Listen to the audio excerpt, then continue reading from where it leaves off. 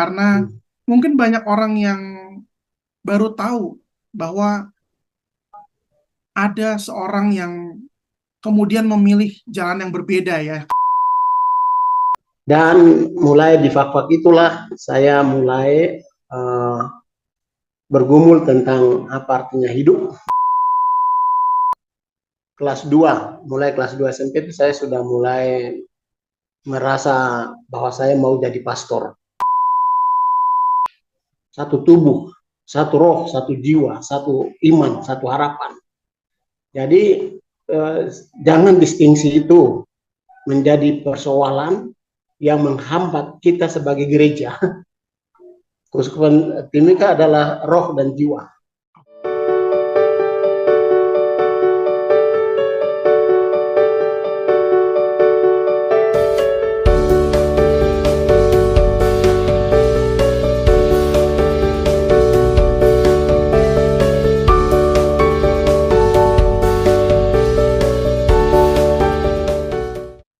Oke, Sobat Warta Katolik dimanapun Anda berada, pada hari ini, tepatnya Jumat 14 Maret 2025, sekarang kita bersama dengan seseorang yang mungkin dalam seminggu ini banyak diperbincangkan hangat oleh umat, khususnya di Papua.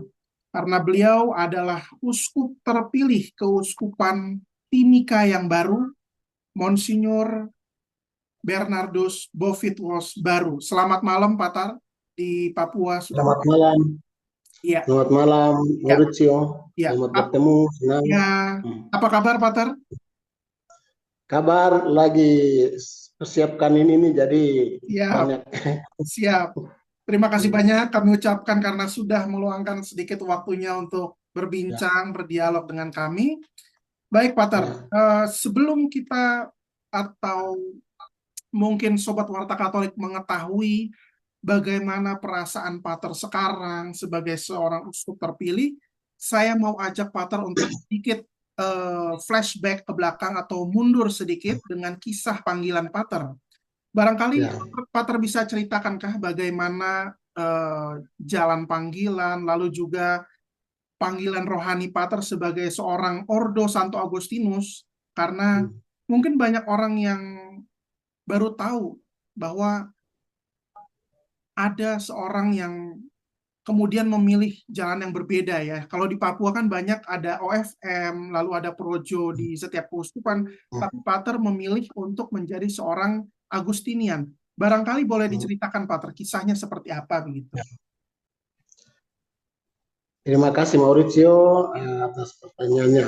Mulai di fak-fak itulah saya mulai bergumul tentang apa artinya hidup.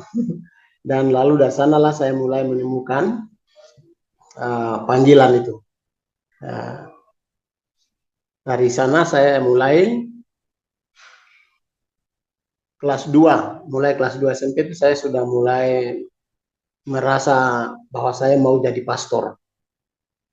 Dan saya sudah memilih sebagai seorang OSA Agustinian. Karena apa? Karena wilayah Keuskupan Manokwari Sorong adalah wilayah yang digembalakan oleh para pastor Agustinian. Nah, dan kebetulan itu Keuskupan Manokwari Sorong, uskup pertamanya adalah uskup Agustinian, Monsinyur Petrus van Diepen. Dan wilayah itu dulunya itu hanya OSA, seluruh pastor-pastor OSA lah yang menjalani tugas pastoral di seluruh Keuskupan Manokwari Sorong. Nah, dan saya ya katakan sebagai putra OSA karena saya besar dari mereka. Dari nutrisi yang mereka berikan bukan hanya nutrisi makanan, tapi ada dua nutrisi lain yaitu pendidikan dan iman. Nah, dan itu dari para Agustinian yang berasal dari negeri Belanda. Nah, maka ketiga itu saya mau jadi pastor, yang ada dalam hati saya itu adalah Agustinian. Dan sehingga waktu di SMP itu kelas 2, kelas 3, buku-buku saya yang untuk pakai untuk catat-catat materi pelajaran itu saya sudah tulis OSA-nya. Saya sudah tulis OSA-nya sudah di belakang itu saya sudah tulis. Dan setelah selesai, saya mendaftarkan diri ke keuskupan untuk melanjutkan ke Sekolah Tinggi Filsafat Teologi Fajar Timur. Tetapi dari pihak keuskupan belum menerima karena kami itu sistemnya waktu itu keuskupan mereka terima tanpa suatu tes, tapi hanya seleksi saja. Jadi banyak yang mau masuk, akhirnya mereka batasi. Nah, sehingga saya wah ini saya sudah tidak bisa jadi pastor kapan? Lalu saya sudah tidak pikir lagi mustola karena saya tidak tertarik sekolah-sekolah lain. Saya hanya mau jadi pastor. Jadi setelah saya selesai top di Manokwari tahun 2000, lalu masuk novisiat OSA di Sorong, di Biara Tagaste di Sorong. Dan selesai novisiat OSA di Sorong, lalu pergi kirim oleh Ordo studi S2 di misiologi di Universitas Kepausan Urbaniana di Roma. Selesai S2 di Roma tahun 2006, kembali habis imam di Sorong 2006. Lalu jadi magister novis OSA 2 tahun. Nah, lalu kaitan dengan OSA karena tadi itu alasannya karena OSA lah yang berkarya di seluruh Kuskupan Manokwari Sorong dan OSA lah yang kongregasi lain tidak ada waktu itu, hanya OSA saja yang membina kami dari SD sampai SMA dan seterusnya. Jadi otomatis ya saya motivasi saya waktu itu adalah saya mau cari masuk OSA menjadi pastor karena pastor-pastor Belanda sudah tua, banyak yang sudah pulang, dan pertanyaannya siapa yang melanjutkan, saya langsung menjawab, wah yang melanjutkan saya. Begitu. Terima kasih. Oke, baik kita lanjut, Ya. Pak. Mungkin tadi sekilas Walter sudah sampaikan terkait dengan sebelum mungkin ya lebih banyak kisah-kisah masa kecil bersama para pastor OS, lalu juga pendidikan calon menjadi calon imam seperti apa. Nah, beberapa sumber bacaan yang saya baca di mana Pater ini adalah pernah beberapa kali menjadi formator di beberapa lembaga pendidikan. Nah, Ya. bagaimana perasaan Pater ketika kemarin tanggal 8 itu diumumkan menjadi uskup baru? Karena kan tentu Ya. tugas pelayanan menjadi seorang uskup itu kan berbeda ya dengan tugas pelayanan sebagai formator misalnya, atau misalnya pastor paroki juga biasanya punya feel atau perasaan yang berbeda gitu. Nah, ketika Pater diumumkan kemarin, itu perasaan pertama kali yang muncul itu seperti apa? Karena kan mungkin seluruh umat di Indonesia, bukan hanya di Papua, mungkin itu kan juga menantikan ya, karena sudah 5 tahun toh sejak Ya. Monsignor John Saklil itu pergi, banyak yang Ya. menantikan kira-kira siapakah yang akan melanjutkan, apakah imam lokal keuskupan atau uskup instalasi dan lain sebagainya, banyak sekali perkiraan. Nah, bagaimana perasaan Pater ketika tanggal 8 kemarin diumumkan? Ya. Perasaan saya itu saya sampaikan pada saat waktu diumumkan dan di katedral Tiga Raja di Timika itu saya sampaikan sama perasaan saya sama seperti perasaan Santo Agustinus. Karena sebenarnya saya tidak ingin, tidak ada cita-cita untuk menjadi uskup, saya jadi pastor. Saya menjadi pastor bersama dengan masyarakat, bersama dengan masyarakat di kampung, karena saya selama 18 tahun jadi imam, saya kebanyakan pelayanan Natal Pasca dan itu ke kampung-kampung, ke masyarakat. Jadi saya mau jadi pastor bersama masyarakat, itu saja. Maka ketika mau jadi uskup itu saya tidak pernah ada bayangan itu, dan karena apa? Karena itu seperti Agustinus, karena itu adalah jabatan yang kadang adalah godaan status, godaan material, godaan pujian, kesombongan, otoriter dan seterusnya. Ini godaan. Jadi saya terus terang waktu itu memang rasa sedih dan takut dan rasanya seharusnya tidak perlu gitu. Saya senang ya sudah sampai begini saja gitu. Nah, begitu. Nah, sehingga kemudian tapi kesimpulan seperti Santo Agustinus bahwa kalau Gembala Agung yang memilih ya tidak bisa tolak karena dialah yang memilih, bukan manusia yang pilih. Dan itu sejalan dengan moto saya karena saya moto tabisan saya baik tabisan imam dan saya sekarang pakai juga untuk tabisan imam Bapak Uskup ini moto dari Injil Yohanes bab 10 ayat 9 dari Gembala tentang gembala yang baik. Jadi ayat 9 itu khususnya mengenai itu sebagai pintu masuk ke dalam kesukacita, kegembiraan.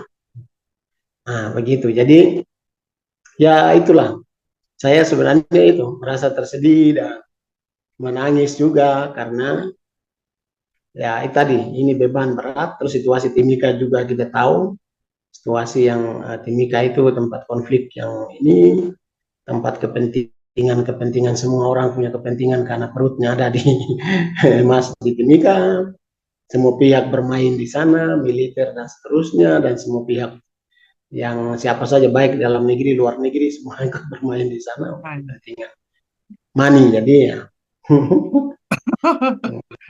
Ya, Mungkin perasaan Pater ini hampir-hampir sama dengan pada saat Paus Fransiskus itu terpilih menjadi paus ya. Beliau mengatakan bahwa ketika jika sampai hari itu ada tumpah air mata, ia berharap bahwa ya, air mata yang keluar adalah air mata kebahagiaan. Mungkin itu juga yang terpancar dalam diri Pater kemarin ketika di gereja katedral diumumkan dengan penuh sukacita dan lain sebagainya. Nah, tapi kalau ketika kita melihat ke depan ya Pater ya, ya, tugas penggembalaan sebagai uskup itu kan mempunyai tanggung jawab tugasnya tersendiri. Nah, bagaimana Pater melihat ke depannya untuk Keuskupan Timika, terlebih dalam aspek seperti yang tadi sudah Pater sampaikan, aspek sosial, aspek budaya, aspek rohani, dan aspek konflik yang tadi ada. ya. Apa spirit atau semangat seperti apa yang akan Pater bawa untuk kemudian menjalankan tugas ini? Mungkin juga boleh terkait dengan moto pastoral yang hendak Pater pilih, mungkin bisa dijelaskan atau diceritakan singkat saja. Iya. Saya karena moto itu saya pilih dari Injil Yohanes 10 ayat 9 itu ada 3 hal ya. Nah, pintu, kunci, dan padang rumput. Jadi 3 hal itu terjadi karena kunci pintu hati itu adalah pintu Yesus sendiri, Sang Gembala Agung. Kunci itu adalah iman dan kasih yang saya miliki, yang umat miliki.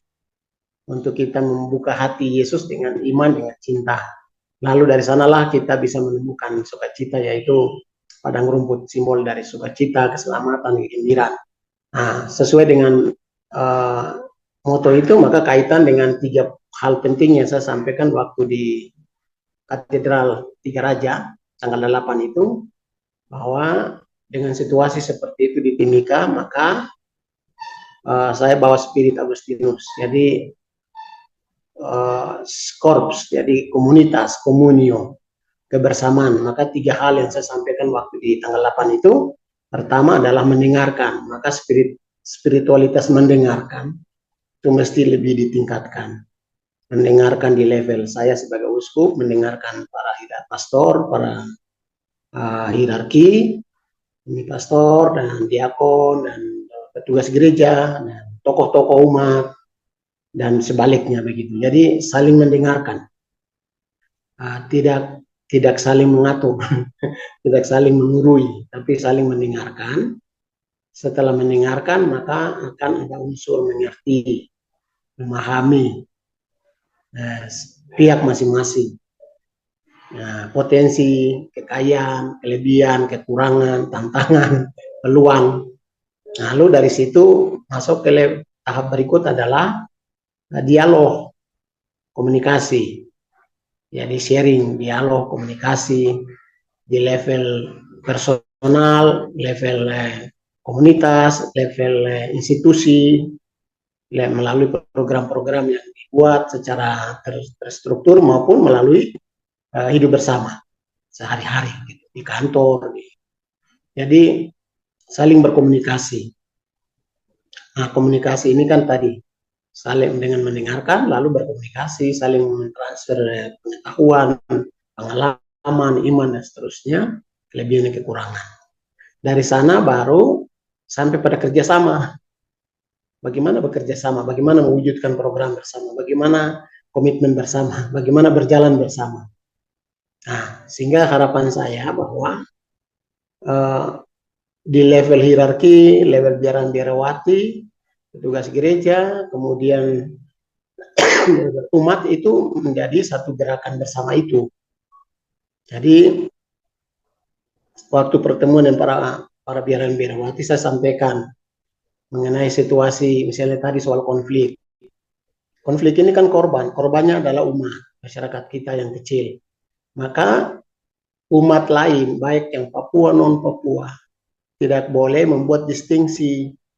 Kita semua ini satu, maka kita mendengarkan, berdialog, dan bekerja sama, berkontribusi, membantu korban, bersama korban, mendengarkan korban. Jadi kita tidak boleh umat yang non-Papua tidak boleh membuat satu statement, ya itu orang Papua yang tidak mau taat kepada negara jadi korban, ya salah mereka. Ini menurut saya tidak benar. Jadi sebagai orang Kristen, sebagai orang Katolik, solidaritas itu nilai tertinggi dari Injil, solider, kebersamaan. Nah, jadi itu dari yang saya kedepankan dan saya mengajak semua ada di level itu. Mendengarkan, berdialog, bekerja sama. Baik. Nah, kalau tadi saya bisa garis bawahi juga seperti apa yang Pak Ter sampaikan bahwa ada komunikasi, ada dialog, dan juga ada kerjasama. Nah, salah satu elemen penting dalam gereja kita saat ini di masa ini adalah kaum mudanya. Nah, kira-kira ke depannya bagaimana Pak Ter membangun komunikasi dan juga kerjasama dengan kaum muda baik di keuskupan maupun di keuskupan-keuskupan lain di Papua. Seperti apa kiranya ke depannya? Gitu. Betul. Bagi saya kembali lagi tadi itu bahwa di metode mendengarkan itu di semua kelompok, baik kelompok yang tua, kelompok muda, kelompok perempuan, kelompok rentan juga yang cacat, ya. Terus kelompok masyarakat Papua, non Papua, terus kelompok masyarakat gereja gereja Katolik, non Katolik, GKI dan didominasi, dan juga kelompok agama lain, Islam atau Hindu. Nah, kemudian jadi oleh karena itu untuk orang muda itu kan mereka adalah aset untuk gereja, adalah masa depan untuk gereja, dan orang muda adalah pilar gereja sebenarnya. Nah, saya akan melihat orang muda dan bagaimana supaya orang muda itu maksimal memberi kontribusi kepada keuskupan nanti, potensi-potensi apa yang perlu digali untuk orang muda, dan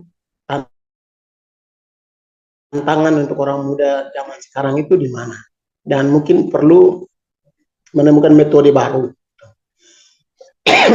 untuk mendekatkan diri dengan orang muda, dan orang muda mendekatkan diri dengan orang tua.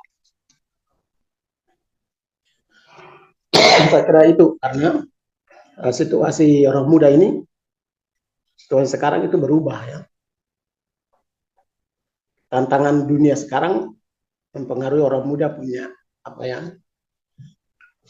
pola pandang, pemikiran juga. Oke. Nah, selanjutnya Pak Ter, ini pertanyaan ini juga selalu saya tanyakan kepada para romo, para uskup yang kemudian saya wawancarai, ya. Apakah ada role model atau inspirasi Pater, ya? Selain Santo Agustinus, apakah ada inspirator dalam hidup Pater di mungkin dikala menjadi imam atau mungkin pada saat menjalani masa-masa formasi calon imam, apakah ada inspirator ya, seseorang yang Pater pandang dan Pater lihat sebagai inspirasi baik dalam sesuatu yang dilakukan atau bagaimana cara pandang kita terhadap sesuatu. Nah, apakah ada itu, Pater?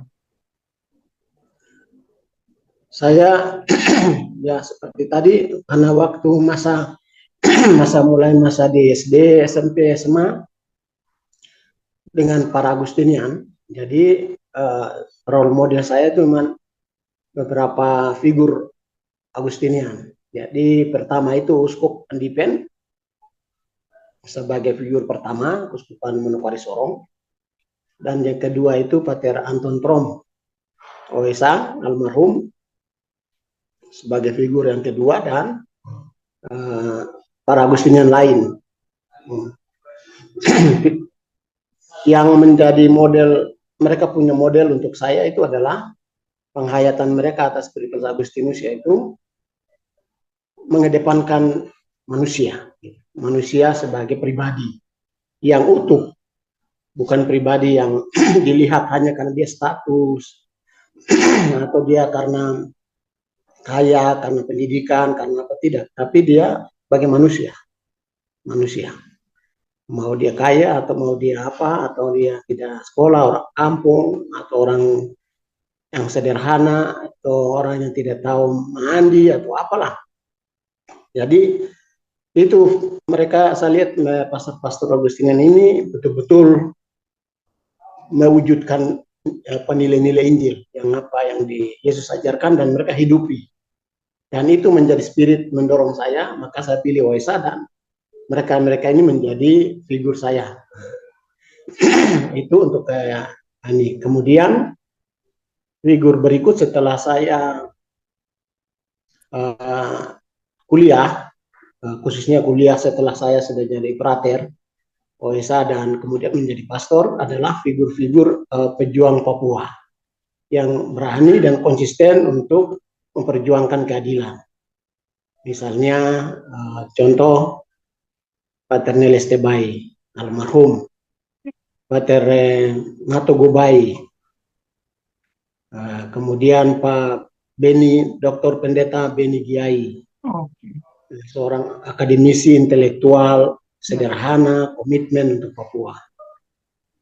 Kemudian Uskup John Philip Saglil sendiri sebagai figur juga yang punya posisi berpihak kepada masyarakat asli Papua. Sehingga saya tetap di kuliah-kuliah di kampus, di kelas saya tetap sampaikan bagaimanapun posisi saya untuk membela orang Papua itu, saya tidak bisa tawar-menawar. Karena realitas menunjukkan itu. Mereka tertindas, mereka dianiaya, hak mereka dilampas. Sehingga itu mereka, orang-orang yang tadi sebut ini adalah figur-figur yang memperjuangkan hak-hak martabat orang asli Papua, yang menuntut hak-haknya, hak hidupnya, haknya sebagai manusia. Gitu. Begitu. Pertanyaan terakhir, Pater. Apa harapan Pater dan tentunya kepada seluruh umat Keuskupan Timika yang kembali lagi kepada tadi Pater sampaikan bahwa bisa saling mendengarkan, bisa saling bekerja sama dan saling berkomunikasi. Apa harapan di dalam benak Pater ketika menjalankan tugas pastoral ini? Harapan saya bahwa karena beberapa tahun, bukan beberapa tahun, mungkin hampir 20 tahun terakhir dengan situasi konflik di Papua, terjadinya dikotomi antara Papua non Papua, terlalu ruangnya terlalu jauh jarak, dan itu menjadi peluang dipakai oleh kelompok-kelompok tertentu untuk terus memelihara konflik di Papua. Maka saya mengharapkan supaya kita ini dengan mengikuti teologi Paulus, yaitu kita anggota tubuh, satu tubuh, satu roh, satu jiwa, satu iman, satu harapan. Jadi jangan distingsi itu menjadi persoalan yang menghambat kita sebagai gereja untuk solider dan partisipasi bersama-sama meringankan beban kalau ada yang punya masalah, ada yang punya persoalan. Ini konflik politik di Papua, konflik investasi. Jadi seluruh umat Katolik Kuskupan Timika itu satu untuk membantu. Tidak ada mengatakan, oh ini dia Papua, kami bukan non Papua, dia Jawa, saya ini Maluku, dan ini tidak usah. Saya, oh dia di Flores, dan tidak. Kita semua datang di Papua, di atas tanah yang satu ini. Kita mengaku Yesus yang satu, beriman kepada dia. Kita satu, solider, rasa sakit sama-sama, rasa senang sama-sama. Iya. Bekerja sesuai dengan potensi bersama-sama masing-masing. Itu harapan saya. Baik. Semoga apa yang menjadi harapan Pater terkait dengan proses menjalankan tugas pastoral, lalu juga tadi ya yang Pater berulang sampaikan terkait dengan konflik-konflik ras, suku, dan lain sebagainya mungkin agar cepat teratasi juga dengan baik. Oke, sebelum kita selesaikan Pater, saya mau minta Pater untuk menjawab spontan saja dan singkat saja, satu kata aja. Pater silakan jawab satu kata ya. Pater boleh pilih ya. Membaca kitab suci di handphone atau secara langsung di Alkitab? Saya secara langsung di Alkitab. Saya tidak suka yang handphone. Menulis atau mengajar? Saya lebih suka menulis. Menulis. Filsafat atau teologi? Saya background saya karena ini ya teologi.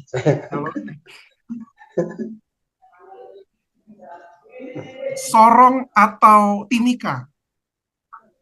Sekarang saya menyatu dengan Timika karena itulah tempat saya akan tinggal. Dan naik mobil atau naik motor, Pater? Saya lebih suka naik mobil. Dengarkan musik atau olahraga? Biasanya saya lebih banyak olahraga daripada dengar. Baik, Pater. Satu kata untuk OSA.